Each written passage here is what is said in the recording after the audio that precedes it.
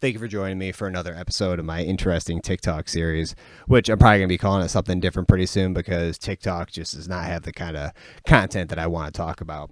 Speaking of which, want to do something a little bit different today. Going to just focus on a theme, which is UFOs, one of my favorite things to talk about. And there is a lot to talk about, especially in the last 4 years. So let's get right into it. Thank you for joining me. You believe we have crashed craft, stated earlier. Do we have the bodies of the pilots who piloted this craft?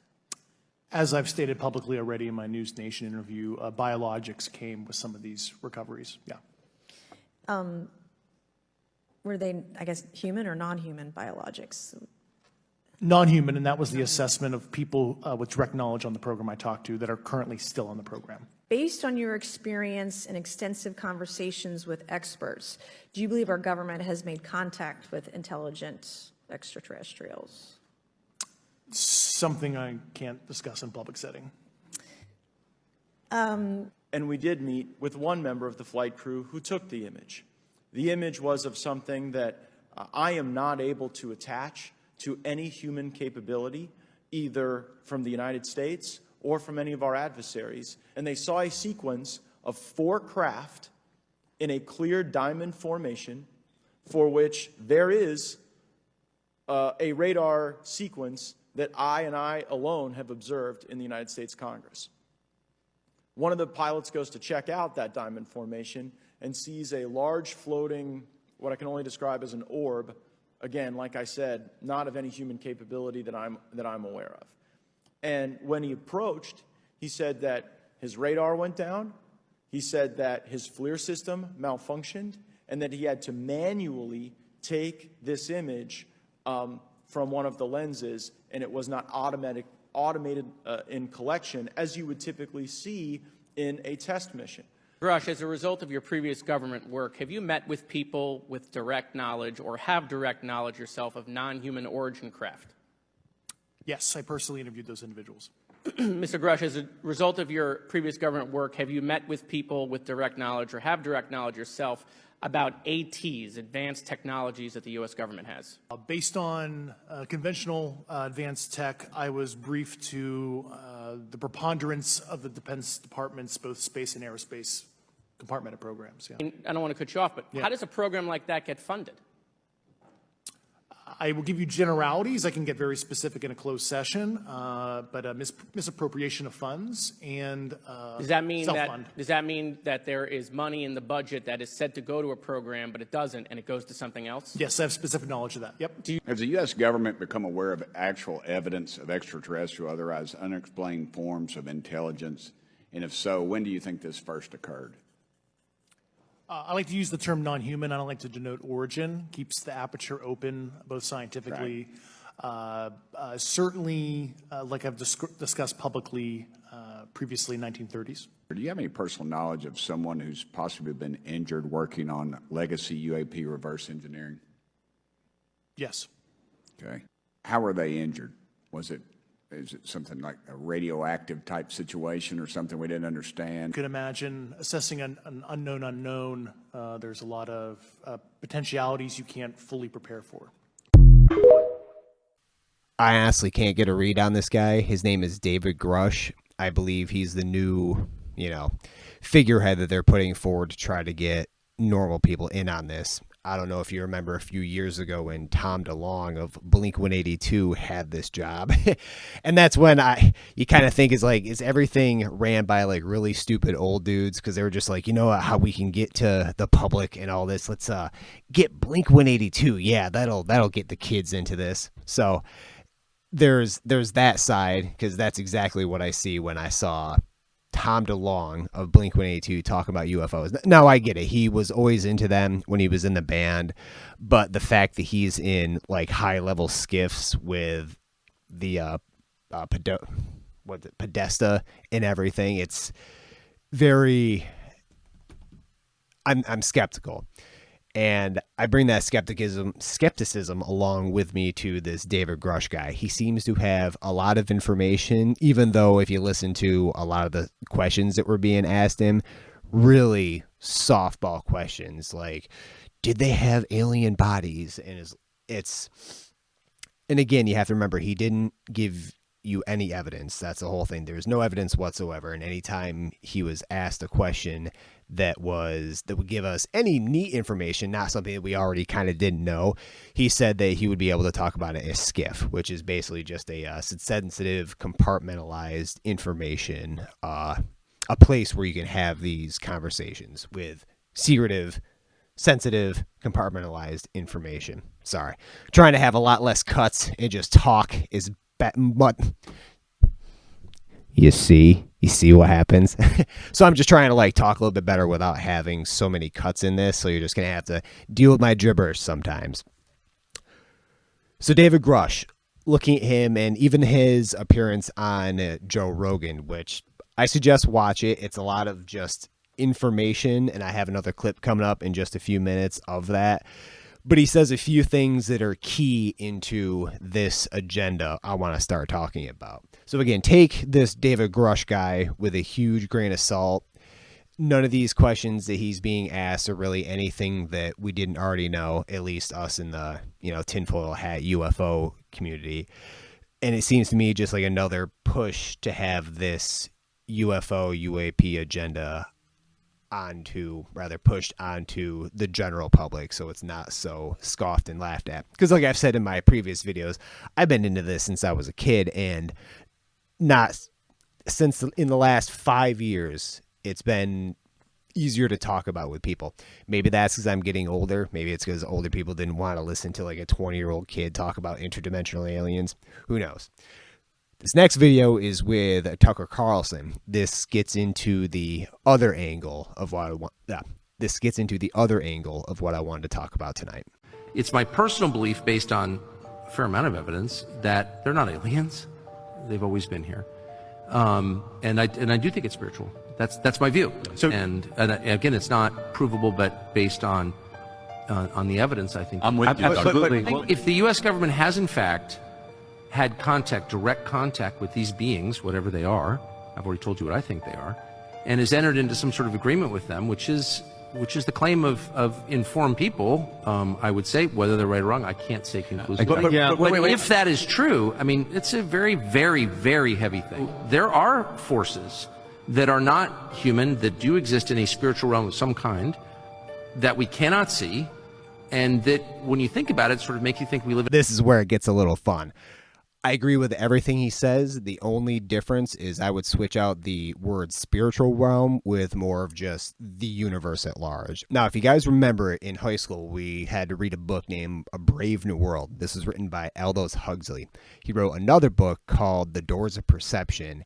And in this, he talks about the brain being a filter rather than the producer of our senses and everything. And while we take in external stimuli and our brain process it, he took it a little bit further. He described the brain as more of a filter for the word I just used, the universe at large, meaning that there is so much going on that as we evolved, our biological and nervous systems just had to focus on staying warm, hunting, feeding your family, communicating, things that focused you into the 3D world that we live in now, everything that we need to survive. And it blocked out useless things that don't affect us whatsoever. Another way to think of it is all these lights behind me are very dispersed. They cover a wide area. Our consciousness is more like a laser beam, and it's focused on a very small spectrum of what's going on in the entire universe. What I think we're seeing, and this is also written about in a book that Diana Pasulka wrote, which I'm going to read a little bit to you in a few minutes, that there are people throughout history that have just been able to interface whatever this thing is. People have been calling them aliens, demons, angels from back in the day, because another one of her big points is that a lot of when you talk to intelligent people about their experiences, because again, last like 40 years, all we see is just the redneck talking about getting probed. But when you talk to intelligent people that can convey their story a little bit better, she made a neat correlation, and it's indeed the whole reason why she wrote her book, is that she was noticing a lot of these alien abduction stories and just alien interactions in general seem to match what she has been studying her entire life, like the appearance of Saint Michael. It was very similar to this one colleague she had when he talked about experiencing a gray alien. And we'll get to that video in a little bit. So what I'm trying to say to wrap this part up is that he's right about thinking that there is a other universe out there. It's maybe not a spiritual thing, but it's more something that we're completely a part of, but we're just completely divorced of. And some people have this thing in their brain that I'll get to in the next video that may be able to facilitate this a little bit better. You have the 67-page amendments, right? It's called the UAP Disclosure Act of 2023, known as the Schumer Amendment. The amendment is wrapped in something called the Fiscal Year 2024 National Defense Authorization Act. So that is the act that funds the military basically every year, right? So it's an amendment within this bill. And the act is really long, but the main meat of it is about halfway through the act. It talks about a presidential panel or agency, which is 9-person, and a controlled UAP disclosure plan that's 6 years in length, conceivably from 2024 to 2030. And this panel, and you can read this is public law, anybody can read this. They want a scientist, economist, sociologist, etc. It's kind of like who you would want to help craft the plan for the president. And this whole bill was actually built off the JFK Records Act, which I know they're like, well, they never released all the records. Well, we put some teeth in the bill, some eminent domain, some other stuff to, kind of force the issue. Now, granted, the chief executive, the president, has the final say. The panel can't compel the executive to do it, but I hope the president does, and I support that. But so the Senate already passed it. They're chill with this. This is we're good to go. But there's pushback in the House right now that is, pardon my language, fucking ridiculous. So they're saying, for one, it's duplicating the DOD Aero's office activities. They're doing good things. They're looking at UAP reports, trying to figure out what's balloons and air trash and what's weird stuff. And of course, they are doing an historical review to try to understand the U.S.'s history on this too. But the problem is with that agency, it's within the DOD and IC, not above. So you have an issue reaching into Department of Energy, other, cabinet level agencies. So you need a presidential level panel that can declassify stuff, reach into other agencies and tell, certain secretaries, we're coming in, we want your stuff under presidential authority. So what's happening in the House, from what I'm told from people on the Hill that are working the issue right now, you have the chair of the House Intel Committee, Mike Turner, who's blocking this, from Ohio, Dayton, Ohio area, right, Pat? Weird. Mm-hmm. And Right, Pat, meaning Wright-Patterson Air Force. Yes, yeah. And Mike Rogers, which I'm kind of surprised, from Alabama, who's the chair of the House Armed Services Committee. So I have a problem with Mike and Mike right now. So Mike Turner, now remember, I went to his committee in December of last year. He wasn't there, but his staff and lawyers were. And of course, he goes on Fox Business after the hearing, doesn't use my names like this whistleblower. He has no idea what he's talking about. I'm like, really? Tell me, Mike, have you ever been an intel officer or served in the military? Oh, wait, you've been the mayor of Dayton, Ohio. You were voted most corrupt person in Congress a couple years ago. And pull up his PAC donors. Who are his biggest donors? Lockheed, Raytheon, Boeing. Back to Grush, just because he says something key in there. The 6-year plan. Now, that kind of worries me a little bit. Some of you may be familiar with Project Bluebeam, the supposed fake alien invasion that's going to be coming. What I think is happening, the reason why they're giving this 6-year kind of plan, is that they realize that this phenomenon, let's just call it that this phenomenon is becoming more prevalent. And I believe that they've isolated this the ginseng ganglia. No, it's called basal ganglia. Now, what they've been studying over the last, who knows, it's only just coming out, and I only heard about it because of the Diana Pasulka and the Chris Bledsoes guy, is that there is a part of the brain that's called the basal ganglia, and it's very close to the pineal gland, which we've all heard of by now. And they realize, and they've been studying over time these people who have had experiences of UFOs, abductions, who have experiences of orbs, and they realize that there is a higher count of neurons in this certain area. What I think is happening is that, kind of like a weird Stranger Things almost plot, is that I believe they've gotten a group of people together that may be able to facilitate this on a grand scale that could be used in this Project Bluebeam. And that's why the government is kind of getting ahead of this by putting people out like Grush, their failed Tom DeLonge a few years ago, and this new 6-year program where they're going to be getting people together from like socioeconomic and political sectors of our, society to study how it's going to affect our culture. Kind of like how they did in that Arrival movie. I think it's a slow disclosure on whatever these are. Again, I don't think they're nuts and bolts aliens. I believe aliens exist. I don't think they're coming here in flying saucers. A scary thing to think about, like I talked about before with that Stephen Greer guy, is there seems to be different ways of interacting with this phenomenon.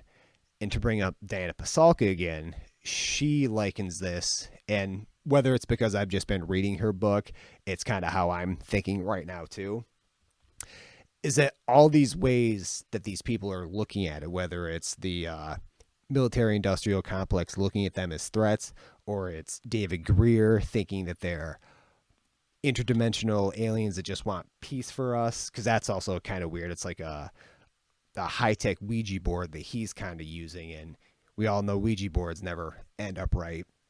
Again, it's not because there's so much ghosts or spirits interacting with you. It's just you're giving them, and by them I mean whatever is past 3D world that our laser beam focus is just not aware of. Whether you want to call them demonic, it is strange that a lot of these things want to get over here. I'll tell you about a little quick experience I had a long time ago. When I was younger, I was able to do the DMT when it was super famous, when everyone was talking about like 2008 and 2009. And what I saw was basically entities that, the same way you wouldn't leave a child alone in a room with like a cute little dog or something. It's not that kid is doing anything like malicious, or if something were to happen to that dog, it was just like a mistake. The kid just like squeezed it because he wanted to love it. That's the feeling I got from some of these entities, or whatever you want to call them. I'm totally willing to accept that because I was on this drug that my brain was able to think up these impossible landscapes. But the things that were there are very just kind of like unsettling, but comforting at the same time. A big thing that everyone talks about that I experienced as well is just that, oh yeah, I've been here before.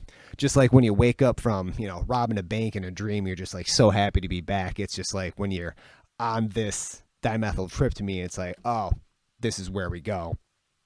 But like I said, my experience with some of these entities, and it's a vast, just trying to get you to think in your head like the size of our solar system. I'm sure you've seen the picture with like the sun in the middle and then all the planets. There are quote unquote cities that I've seen and that other people have seen as well. You can just Google DMT art and you'll immediately be shown from different artists this similar type of look. And there's cities out there that are like the size of solar systems, and the entities that inhabit these have just like a vast amount of like personalities, just like we do as humans. So getting back to the whole Stephen Greer and his technological Ouija board, I think the way he's interfacing with them, with like groups, that when you do that, kind of like if you're walking down like a bad alley with a whole bunch of like gold chains on, Yeah, it's common sense. So if you're doing a backdoor type of way to get into these realms, and I'm not saying meditation isn't the right way, I'm just saying maybe doing seances in the desert with people who are insanely, I don't want to say really gullible, but just really easily hypnotized in some way. That's what he's doing in the desert. Make no mistake. Look up CE5. The people that go there are like kind of are looking for answers. He charges $5,000, I think, a person. So you're getting a group out there that's already very, I can't think of the word right now, just susceptible to, outer influence. And you're making them meditate without any type of like prior, like maybe some of them do have meditation history, but he has his own like protocol, which is like, do mine. I know you've done like hatha yoga your entire life, but do mine just a little bit different. And I think that's where the problem starts. I suggest watching this interview on Spotify. I think this one's still on Spotify. It was before he made the move back to YouTube. He has a lot of information again, but I think that's all he really has. But Grush stood up there and he was very careful with his words, and I want people to know why. He sits there under oath and he says, it was my job to look at over 2,000 special access programs, like black programs. And it was my job to find out if any of them had to do with UAP and if there's any money being hidden, misappropriated, theft. And he's like, after interviewing 40 witnesses, I found a ton of shit that supports this. And in fact, he said, I found people who worked on the craft firsthand. And they had to come in, or they willingly came in. He called them hostile and non-hostile witnesses. And he's like, so I did that whole thing. The second I did that, which was my job, I was given the job, reprisals started happening to me. I wanted to throw this in really quick because what I think Jeremy Corbell was trying to do was show you his like credentials and why this guy should be believed. But I think it did pretty much the opposite in my view. I think that was his only job. He was hired to investigate where all this money was going. The people that, let's just say, are controlling him knew that he had contact with a bunch of people in high levels. And he was interviewing them and investigating all these people in, Northrop Grumman, weapons manufacturers. So you can look at this person and be like, hey, you have this really high level of security clearance. People will believe him if we put him on the stand when he's talking about UFOs, because look at all these high-end people he's talking about and what they're saying. Because again, I'm going to say this just one more time. He's just said a lot. He's put forward no information whatsoever. He just keeps bringing up skiff every time. And there's been just crickets since. So just wanted to throw that in there really quickly. Let's get into Diana Pasulka. Gray Man was his name. Yeah. He had a crazy experience with this being hovering above him at night, and he described it to you, and you said what he described to you was to the T, the Saint Michael, Yes. the Archangel. Yeah. He didn't even know it. So like that was the point in reading your book where like I had to put it down and take a walk. Yeah. I agree. So who is this guy Gray Man, and was he similar to Tyler? Well, he worked in the same field, and he has to be pseudonymous because of that. Mm-hmm. So he works in the same field, but he's not from this country. He's from Australia. So, and he was really, really careful about things that he's told me. So he had personal experiences that were of this phenomena, both seeing it as like something in the sky, like aerial phenomena, and also personal experiences. If you're religious and you're believing some stuff that can't be proven, if you believe in angels, we've never proven that an angel exists. We can't put it under the microscope. So we have no objective proof of religion. So I'm already trained in this method. So looking at UFOs, we have a lot more proof of those. We have like radar. We have the government now basically saying, yeah, there are these things. We just don't know what they are. They could present a problem for us in airspace. and things like that. And of course, we have people studying them in these programs. And a lot of the people that study them in programs have very weird experiences that are not talked about. Even the history of the space program, the Russian and our space program, American space program, you know, we have founders who had really interesting experiences, like Jack Parsons. Yeah. On the one hand, totally bizarre, you know, and most people will not want to talk about that, especially if they're working for NASA or aerospace. You know, they're not going to talk about that. All right, get ready. So that was Diana Pasulka. She is the one who wrote the book American Cosmic. Get this, read it. It'll blow your absolute mind.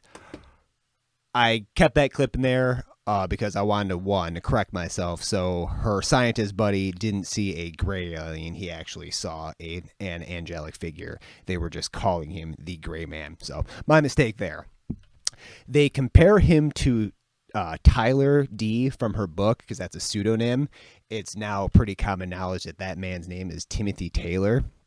And this is a guy who has taken things from yoga, and let's think about all things we were just talking about before, how the mind interfaces with this. He comes from a very scientific background. I believe he was a surgeon of some sorts. You can look into him. Has patents about how to regenerative cell therapy. He's a good guy, and from the stories in the book, he seems like he generally wants like the best for mankind.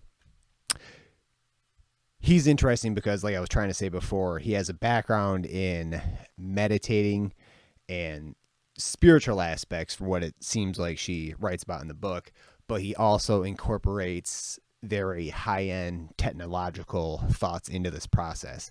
And he is one of these people that, like Chris Bledsoe, can interface with this phenomenon. Now I'm going to read you something, and I know I told you I wasn't going to read, but I lied. But I'm going to try to do a lot better for you this time. Her name is Diana Pasulka. She's a professor of religious studies at the University of North Carolina in Wilmington. This is Timothy Taylor's quick little excerpt of how he describes ways that he's interfacing with this. From a Christian religious perspective, humans interface with God through the practice of worship and prayer with a mechanism called the Holy Spirit. My view in philosophy starts with that as my framework, and it is further developed than this, though, in it that I believed the human body and mind act as a computer. A computer is the best model for how it all works. It is hard not to see this as a viable model if you study the human anatomy and the processes of life. The human spine, when dissected under live conditions, looks very much like an elaborate electrical circuit with color-coded wires and nerves and blood vessels. The first time I observed a long incision for scoliosis surgery, I remembered how much the spine, when opened up in surgery, looks much like the electrical panels inside of a satellite. You hear scientists speak about how our brain is a central processor and our nerves is the motors to our muscles. The power source to the body is our energy, which is obtained from food we eat, which is created by energy in the sunlight. Some would say our RAM, random access memory, is our prefrontal lobe, and our hard drive is housed in our hippocampus, and the motherboard is likened to our skeleton, which provides structure and the ability for that electrical currents to flow through. And the peripheral might be our arms and legs, and the mouse has already become our index finger. He goes on to say, and this is where I'll stop, DNA stores biphotonic particles as data, whereas transferred through our body very much like optical data in fiber optic wiring. When human DNA as a molecule is stretched out, it is about 2 meters long, so that has a natural frequency of 150 megahertz. DNA also has a code which follows the same logic and rules as human language as it relates to syntax, semantics, and grammar. If true, this leads one to assume that we have programmable body via DNA. And he goes on to talk about how he does this like 8+1 thing where he'll sleep for 8 hours, then go back to sleep for another one. He'll stand in the sun, doesn't drink coffee. So I'm getting at is there is a way to interface and essentially make these orbs or whatever appear. They've been here since time immemorial, and it's probably because I'm just reading this book, but I'm pretty much convinced that it's the basis of all kind of religions. And it's what they're starting now today with all the different different sects of people that are going into this from different views. It's just like in one of my previous videos, I mentioned there's different subsects of Christianity. There's Methodists, Protestants, the people who worship snakes. No, they don't worship it. The Episcopalians. Their faith is so strong that they will save them from snake bites, but it doesn't happen sometimes. My point is, there seems to be, just like in the past with many branching religions, this phenomenon seems to have the same thing. And not only does it share similar, overarching qualities, it's also inhabited by things that people are calling demons. I'll try to post it. Some of you may have seen it where it does the video of like biblically accurate demons. It's not so much their, Archangel Michael, Gabriel, which are always personified as humans. A lot of the times when the prophets in the Bible are speaking about angels, it's like Ezekiel. It's wheels within wheels. It's eyes. It's things that are very, very hard to describe now and imagine back then without a technological reference for any of this. So that's a good intro to Diana Pasulka. Definitely check out her book. It's at Barnes & Noble. I think it is no price. Go figure. Anyway, she makes a really good point for anyone who's like on the edge about thinking this is silly. There are plenty of scientists who do not view this as silly at all, and they view it as the next, step in our evolution. As a former Catholic, I agree. St. Teresa prayed to an alien. So this would be disturbing for people who are fairly literally like Catholic, right? Mm-hmm. And by the way, I am a practicing Catholic. So if you look at Teresa of Avila, she's a very well-known, beloved saint in the Catholic Church. She had an experience with what she considered to be an angel. She had this experience where she was basically praying, and off to her side, she saw something that she couldn't really understand. It was a being, and it was about 3 feet tall. And she said it was very shiny, and she said she was confused by it because when she saw angels prior to this, they would be imaginative angels. She made the distinction that this was not an angel in her imagination, but this was an actual fleshy thing. She saw it. And so she was confused. She didn't know what kind of angel it was. And she said, it must be a cherub, kind of a little angel, childlike looking. But you could tell that she wasn't even sure it was that. And so this, by the way, can only be known by reading her work. This is a very represented encounter in Catholic history. And there's a very famous statue in Rome. And you see her, and it's this little angel, and it has a dart. So you know how John Mack talks about an instrument that people are examined with? So apparently this little fleshy angel creature examines her. And this was amazing because it was just very strange. So when I say, I'm using the word examine, but probably I should not have used that word.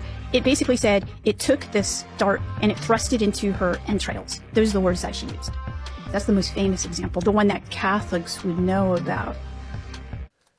It's another one of those videos where, again, it seems to be something that's always been with us. And I think in antiquity, when we used to pray more, I think that this might be the reason why religion was a little bit more prevalent, because maybe people were having more reliable and what's the word I'm looking for?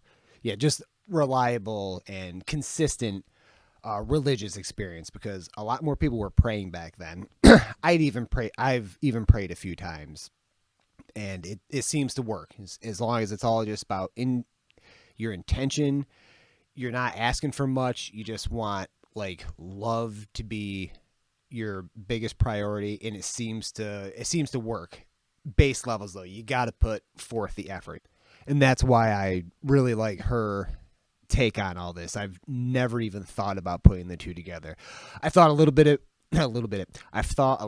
about it with Ancient Aliens. I might have said this before, I just wish the name of that show was just something different, because I do believe there has been ancient civilizations on this planet going back way farther too. It's not just what Graham Hancock and Robert Schoch believe of 12,000 or either 28,000. I believe our history can probably be measured in millions of years.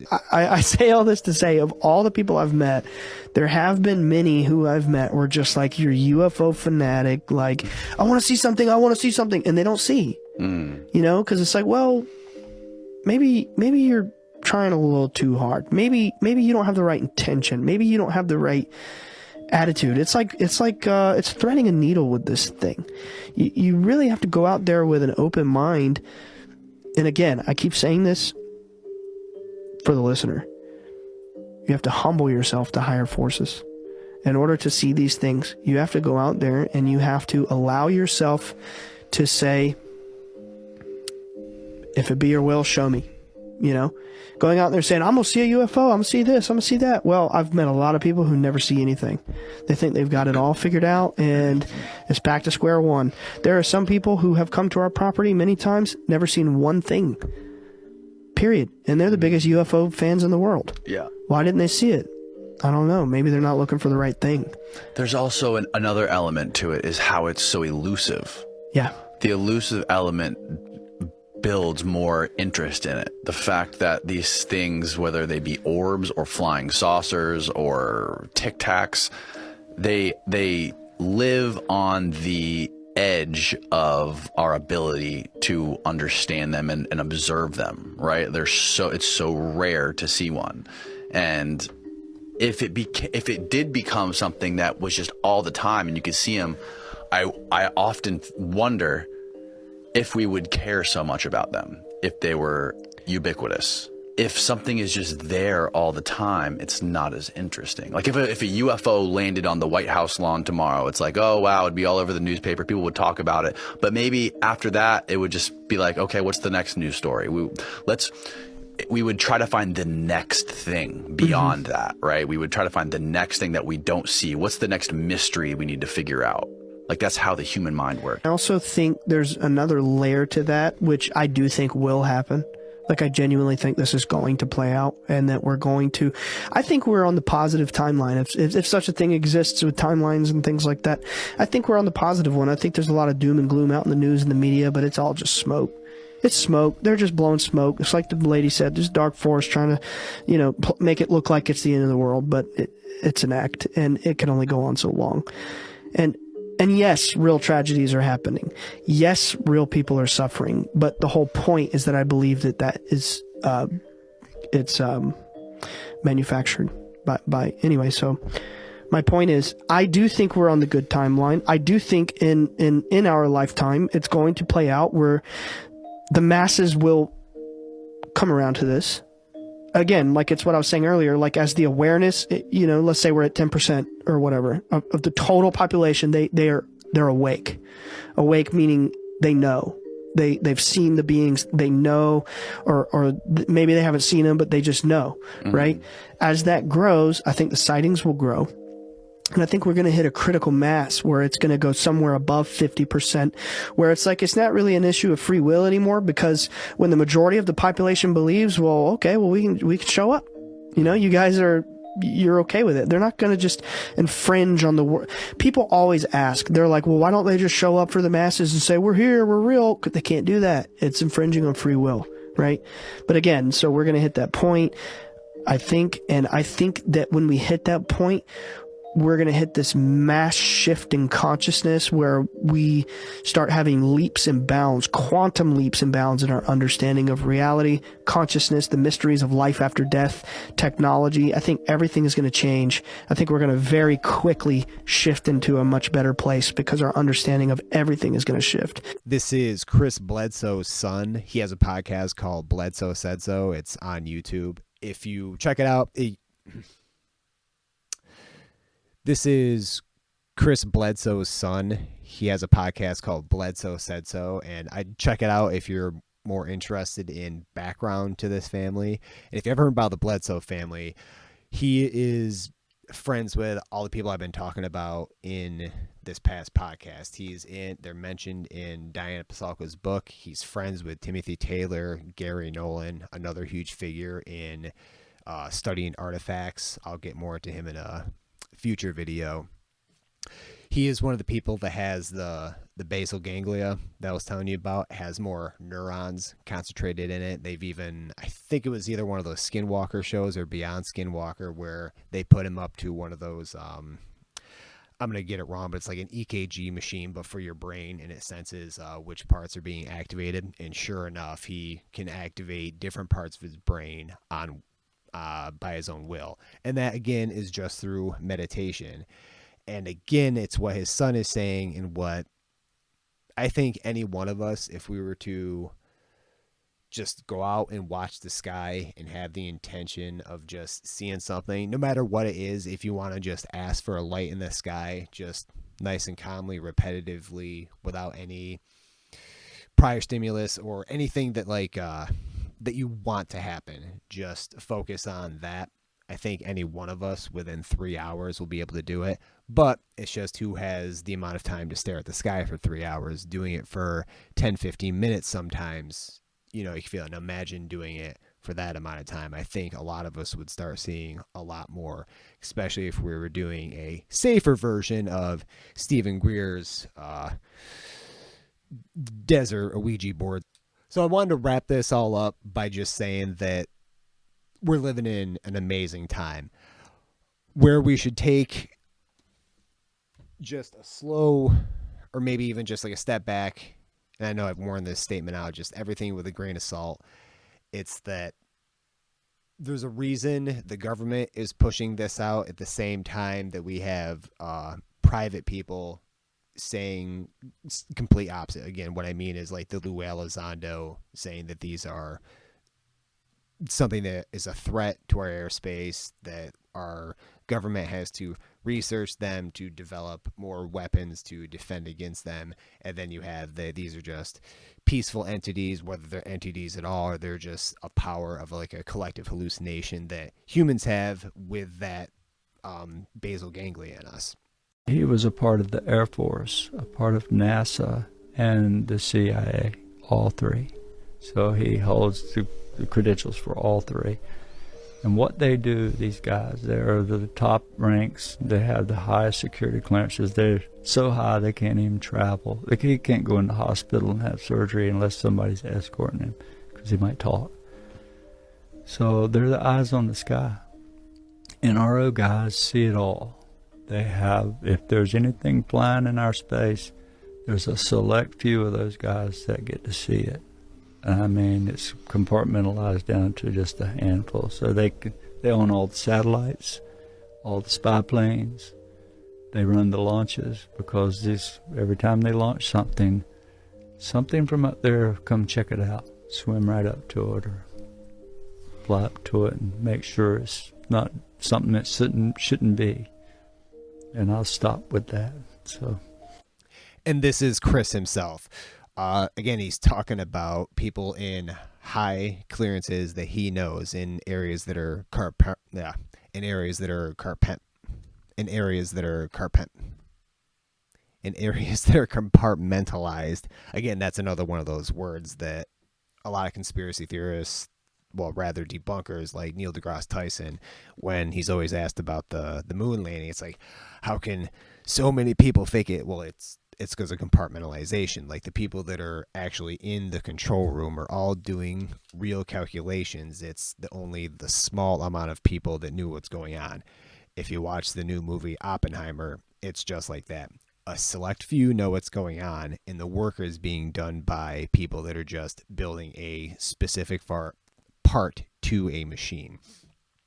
Chris Bledsoe, again, is interesting because he is in contact with all these people because of whether it's something that it's in his DNA or the family genetics, or it's that basal ganglia that I keep bringing up, something about his family, and his son has it a little bit. Again, it's why I kind of want you to check out that podcast, it's because his son's also very upfront about it, that he doesn't have the ability as much as his father does, even though he can see these things. And unfortunately, I think I'd be one of those people that's like so into this kind of stuff, and I might go down to that area and just not see anything. Hopefully that would be one of my goals, is to start opening up the podcast into more video essays, taking in more just having single. That's why I'd like to have this kind of go, is to just more into single studies of really interesting things. So being able to meet people like that would be pretty amazing and a huge goal for me. And I don't know if it's just his cadence or I'm familiar with him just because of his son's podcast. He's just so much more authentic than David Grush, who just seems to be an information overload, which isn't bad, but as any one of you can watch him on Joe Rogan, watch his congressional hearings. They seem very disingenuous, even the questions that are being asked of him. I really like Chris Bledsoe, because he's one of these people that, unlike David Greer, he doesn't have this like zealousness to like, these are definitely something that needs to help us, even though that's what the entities, the lady said to Chris. There just doesn't seem to be this militant form of peace that Greer has, and you know how I feel about Greer. So thank you for joining me today. I'm gonna do a lot less edits, so when you see the cuts in this one, just know it was insanely bad. Next week I might talk about skinwalkers. I really like doing the one theme per episode. Keeps me on track. I'm a bit of a rambler, but that's kind of why I want to do this podcast. I want to get better at rambling, not have to have so many cuts. Like I said, I'm going to keep a lot of my mistakes in this time. So when you see the big ones, just know they were bad. Thank you for joining me, everybody, and I will see you next week. Have a good one.